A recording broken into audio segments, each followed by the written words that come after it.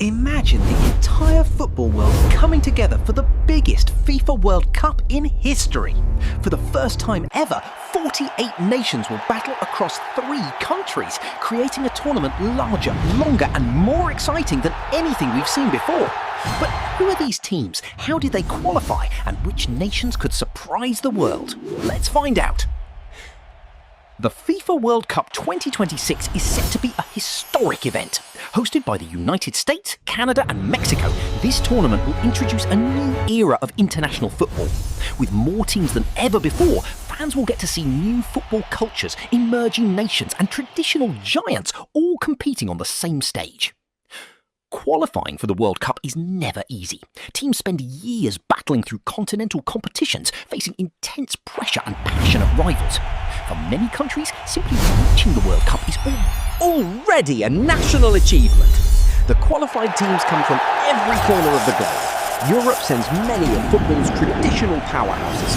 Nations like France, England, Spain, Germany, Portugal and others consistently produce world-class players and enter every tournament with dreams of lifting the trophy. South America remains one of the most competitive football regions in the world. Countries such as Argentina and Brazil have rich football histories and millions of passionate supporters. Argentina enters the tournament as one of the teams everyone will watch closely after their recent international success. From North America, the host nations, the United States, Canada and Mexico, automatically receive places in the tournament. Each nation hopes home support can help them achieve memorable runs in front of their fans. Africa continues to grow stronger with every World Cup cycle. Teams from the continent bring incredible athleticism, technical skill and passionate football culture. Many football experts believe African nations are closer than ever to making deep runs into the knockout stages. Asia also continues to develop rapidly. Countries across the continent have invested heavily in youth development, coaching and professional leagues.